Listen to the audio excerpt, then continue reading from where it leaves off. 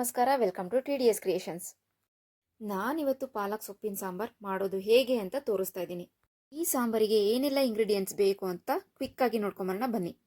ಒಂದು ದಪ್ಪ ಕಟ್ಟು ಪಾಲಕ್ ಸೊಪ್ಪನ್ನು ತಗೊಂಡು ನೀಟಾಗಿ ಕಡ್ಡಿಗಳನ್ನೆಲ್ಲ ತೆಗೆದು ಎಲೆಗಳನ್ನು ಮಾತ್ರ ಬಿಡಿಸಿಟ್ಕೊಂಡಿದ್ದೀನಿ.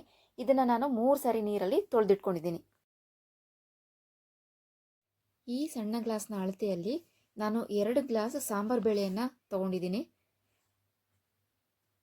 5 ಟೊಮ್ಯಾಟೊ, 10 ರಿಂದ 15 ಖಾರ ಇರೋ ಹಸಿರು ಮೆಣಸಿನ್ಕಾಯಿ, 2 ಸಣ್ಣ ಈರುಳ್ಳಿ, ಇದರಲ್ಲಿ ಅರ್ಧ ಈರುಳ್ಳಿ ಒಗ್ಗರಣೆಗೆ ಎತ್ತಿಟ್ಕೊಂಡಿದ್ದೀನಿ, ಸಣ್ಣ ಆಲೂಗೆಡ್ಡೆ 2, 1 ಗೆಡ್ಡೆ ಸಿಪ್ಪೆ ಸುಲಿದಿಟ್ಕೊಂಡಿರೋ ಅಂಥ ಬೆಳ್ಳುಳ್ಳಿ. ಒಗ್ಗರಣೆಗೆ ಅಡುಗೆ ಎಣ್ಣೆನ 5 ಸ್ಪೂನ್ನಷ್ಟು ತೊಗೊಂಡಿದ್ದೀನಿ. ಸಾಸಿವೆ 1 ಸ್ಪೂನ್, 2 ಗುಂಟೂರು ಮೆಣಸಿನ್ಕಾಯಿ, ಕರಿಬೇವು ಸ್ವಲ್ಪ, ಅರಿಶಿಣದ ಪುಡಿ ಅರ್ಧ ಸ್ಪೂನ್, ಇಂಗು 1/4 ಟೀ ಸ್ಪೂನ್, ರುಚಿಗೆ ತಕ್ಕಷ್ಟು ಉಪ್ಪು. ಬನ್ನಿ ಈಗ ಹೇಗೆ ಮಾಡೋದು ಅಂತ ನೋಡ್ಕೊಂಬರೋಣ. ಮೊದಲು ಒಂದು ಬೌಲ್ನಲ್ಲಿ ನಾವು ತೆಗೆದಿಟ್ಕೊಂಡಿರುವಂಥ ಬೇಳೆನ ಹಾಕ್ಕೊಂಡು ಕ್ಲೀನ್ ವಾಟರ್ನಲ್ಲಿ 2 ಸಾರಿ ತೊಳೆದು ಇಟ್ಕೊತಾ ಇದ್ದೀನಿ. ಯಾವುದೇ ಬೇಳೆ ಸಾಂಬಾರು ಮಾಡಿದರೂ 2 ಸಾರಿ ಬೇಳೆನ ಚೆನ್ನಾಗಿ ತೊಳೆದು ಯೂಸ್ ಮಾಡೋದು ನಮ್ಮ ಆರೋಗ್ಯ ದೃಷ್ಟಿಯಿಂದ ಬಹಳ ಉತ್ತಮ. ನಂತರ ಈ ತೊಳೆದು ಇಟ್ಕೊಂಡಿರುವಂಥ ಬೇಳೆನ ಕುಕ್ಕರ್ಗೆ ಹಾಕೋತಾ ಇದ್ದೀನಿ. ಬೇಳೆಯನ್ನು ಕುಕ್ಕರ್ಗೆ ಹಾಕ್ಕೊಂಡಿದ್ದ ನಂತರ ನಾವು ತೊಳೆದು ಇಟ್ಕೊಂಡಿದ್ದಂಥ ಪಾಲಕ್ ಸೊಪ್ಪನ್ನು ಸಣ್ಣದಾಗಿ ಹೆಚ್ಚಿ ಕುಕ್ಕರ್ಗೆ ಸೇರಿಸ್ಕೊತಾ ಇದ್ದೀನಿ. ಪಾಲಕ್ ಸೊಪ್ಪನ್ನು ಈ ರೀತಿಯಾಗಿ ಸಣ್ಣದಾಗಿ ಹೆಚ್ಚಿ ಬೇಳೆ ಜೊತೆ ಬೇಯಿಸ್ಕೊಳ್ಳೋದ್ರಿಂದ ನಮಗೆ 2 ಬೆನಿಫಿಟ್ಸ್ ಇದೆ. ಒಂದು, ಬೇಳೆ ಚೆನ್ನಾಗಿ ಬೆಂದಿರುತ್ತೆ, ಹಾಗೆ ಪಾಲಕ್ ಸೊಪ್ಪು ಸಹ ಚೆನ್ನಾಗಿ ಬೆಂದಿರುತ್ತೆ. ನಾವು ಎರಡನ್ನೂ ಸಹ ಮಸೆದುಕೊಳ್ಳುವಂಥ ಅವಶ್ಯಕತೆ ಇರೋದಿಲ್ಲ. ಫ್ರೆಂಡ್ಸ್, ಪಾಲಕ್ ಸೊಪ್ಪಿನಲ್ಲಿ ಏನೆಲ್ಲ ಪ್ರಯೋಜನಗಳಿದೆ ಅನ್ನೋದಾದರೆ, ಪಾಲಕ್ ಸೊಪ್ಪು ಆರೋಗ್ಯದ ಆಗರ ಅಂತಲೇ ಹೇಳ್ಬೋದು.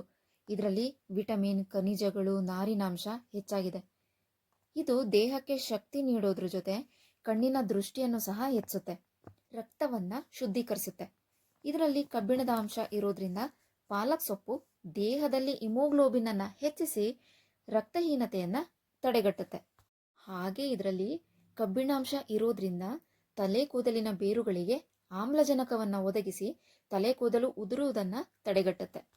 ಈ ಪಾಲಕ್ ಸೊಪ್ಪನ್ನು ಉಪಯೋಗಿಸೋದ್ರಿಂದ ಜೀರ್ಣಕ್ರಿಯೆಯನ್ನು ಚೆನ್ನಾಗಿಡುತ್ತೆ. ಪಾಲಕ್ ಸೊಪ್ಪಿನಲ್ಲಿ ವಿಟಮಿನ್ ಎ ಇರೋದ್ರಿಂದ ಈ ಸೊಪ್ಪನ್ನು ನಾವು ನಮ್ಮ ಆಹಾರದಲ್ಲಿ ತಗೊಂಡ್ರೆ ಕಣ್ಣಿನ ದೃಷ್ಟಿ ಚುರುಕಾಗುತ್ತೆ. ಈ ಸೊಪ್ಪಲ್ಲಿ ಮೆಗ್ನೀಷಿಯಂ ಅಂಶ ಇರೋದ್ರಿಂದ ಮಧುಮೇಹವನ್ನು ಸಹ ನಿಯಂತ್ರಣದಲ್ಲಿಡುತ್ತೆ. ಸೊಪ್ಪನ್ನು ಸಣ್ಣದಾಗಿ ಹೆಚ್ಚಿಟ್ಕೊಂಡಿದ್ದಾದ ನಂತರ ಕುಕ್ಕರಿಗೆ ಸೇರಿಸ್ಕೊತಾ ಇದ್ದೀನಿ. 1 ಗೆಡ್ಡೆ ಸಿಪ್ಪೆ ಸುಲಿದಿರೋ ಬೆಳ್ಳುಳ್ಳಿಯನ್ನು ಕುಕ್ಕರ್ಗೆ ಹಾಕ್ಕೊಂಡು ಖಾರಕ್ಕೆ ಹಸಿರು ಮೆಣಸಿನ್ಕಾಯಿನ ಹಾಕೋತಾ ಇದ್ದೀನಿ. ಇಲ್ಲಿ ಈ ಸಾಂಬಾರಿಗೆ ನಾವು ಯಾವುದೇ ರೀತಿ ಸಾಂಬಾರು ಪುಡಿಯನ್ನು ಯೂಸ್ ಮಾಡದಿರೋದ್ರಿಂದ ನಿಮಗೆ ಖಾರಕ್ಕೆ ಎಷ್ಟು ಬೇಕು ನೋಡಿಕೊಂಡು ಹಸಿರು ಮೆಣಸಿನ್ಕಾಯನ್ನು ಹಾಕೊಳ್ಳಿ.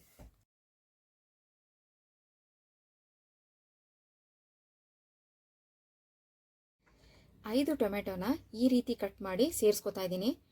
ಟೊಮೆಟೊನ ಈ ರೀತಿ ಹಾಕ್ಕೊಂಡು ಇದು ಬೆಂದ ನಂತರ ಸೆಪ್ರೇಟಾಗಿ ಬೇರೆ ಬೌಲ್ಗೆ ತೆಗೆದಿಟ್ಕೊಂಡು ಟೊಮೆಟೊ ತಣ್ಣಗಾದ ಮೇಲೆ ಕೈಯಲ್ಲೇ ಸ್ಮ್ಯಾಶ್ ಮಾಡಿ ಸಾಂಬಾರ್ಗೆ ಹಾಕೋತೀನಿ. ಆಲೂಗೆಡ್ಡೆ, ಈರುಳ್ಳಿಯನ್ನು ಸಹ ಸೇರಿಸ್ಕೊಂಡು ಕುಕ್ಕರಿನ ಅರ್ಧ ಭಾಗದಷ್ಟು ನೀರು ಹಾಕೋಬೇಕು.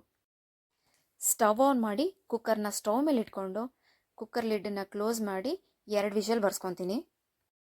ನೀರನ್ನು ಆದಷ್ಟು ತರಕಾರಿಯಿಂದ ಕೆಳಗೆ ಇರೋ ರೀತಿ ಹಾಕೋಬೇಕು. ನೀರು ಜಾಸ್ತಿ ಆದರೆ ಸಾಂಬಾರು ಕೂಡ ತೆಳ್ಳಗಾಗತ್ತೆ.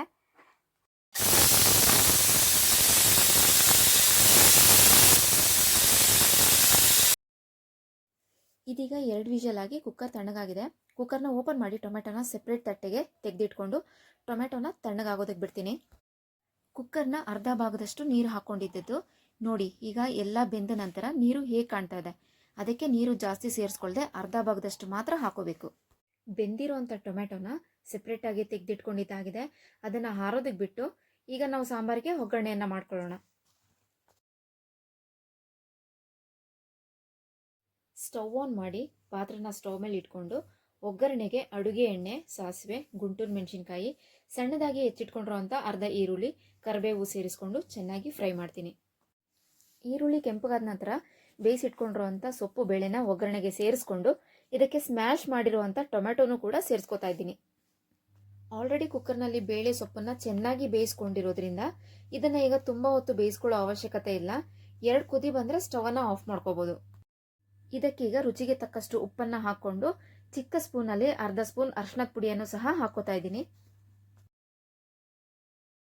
ಫ್ರೆಂಡ್ಸ್, ಈ ಸಾಂಬಾರ್ ತುಂಬ ಗಟ್ಟಿಯಾಗೂ ಇರಬಾರ್ದು, ತುಂಬ ನೀರು ಥರ ತೆಳ್ಳಗೂ ಇರಬಾರ್ದು, ಒಂದು ಮಧ್ಯಮ ಕನ್ಸಿಸ್ಟೆನ್ಸಿನಲ್ಲಿ ಇರಬೇಕು. ಈ ಸಾಂಬಾರ್ ಕುದಿ ಬರೋವರೆಗೂ ಪಕ್ಕದಲ್ಲೇ ಇರೋ ಇನ್ನೊಂದು ಸ್ಟವನ್ನು ಆನ್ ಮಾಡಿಕೊಂಡು ಇನ್ನೊಂದು ಸಣ್ಣ ಬಾಣಲಿಯನ್ನು ಇಟ್ಕೊಂಡು ಅದಕ್ಕೆ 2 ಸ್ಪೂನ್ ಅಡುಗೆ ಎಣ್ಣೆಯನ್ನು ಸೇರಿಸಿ ಇಂಗನ್ನು ಒಗ್ಗರಣೆ ಹಾಕೋತಾ ಇದ್ದೀನಿ. ಇದನ್ನೀಗ ಪಕ್ಕದಲ್ಲೇ ಕುದೀತಾ ಇರೋವಂಥ ಸಾಂಬಾರ್ ಮೇಲೆ ಹಾಕೋತೀನಿ. ಈ ರೀತಿಯಾಗಿ ಸೆಪ್ರೇಟಾಗಿ ಇಂಗಿನ ಒಗ್ಗರಣೆ ಮಾಡ್ಕೊಂಡು ಹಾಕೊಳ್ಳೋದ್ರಿಂದ ಸಾಂಬಾರ್ ಟೇಸ್ಟ್ ತುಂಬಾ ಚೆನ್ನಾಗಿರುತ್ತೆ. ಫೈನಲಿ ರುಚಿಕರವಾದ ಆರೋಗ್ಯಕರವಾದ ಪಾಲಕ್ ಸೊಪ್ಪಿನ ಸಾಂಬಾರ್ ರೆಡಿಯಾಗಿದೆ. ಇದನ್ನು ಸರ್ವಿಂಗ್ ಬೌಲ್ಗೆ ಶಿಫ್ಟ್ ಮಾಡ್ಕೊತೀನಿ. ಯಾರೆಲ್ಲ ಹೊಸದಾಗಿ ಚಾನಲ್ನ ನೋಡ್ತಾ ಇದ್ದೀರಾ ಸಬ್ಸ್ಕ್ರೈಬ್ ಮಾಡ್ಕೊಳ್ಳಿ, ಲೈಕ್ ಮಾಡಿ, ಶೇರ್ ಮಾಡಿ, ಕಮೆಂಟ್ ಮಾಡಿ, ಪಕ್ಕದಲ್ಲೇ ಇರೋ ಬೆಲ್ ಐಕಾನ್ ಮೇಲೆ ಕ್ಲಿಕ್ ಮಾಡಿ. ವಿಡಿಯೋ ನೋಡಿದ್ದಕ್ಕಾಗಿ ಧನ್ಯವಾದಗಳು.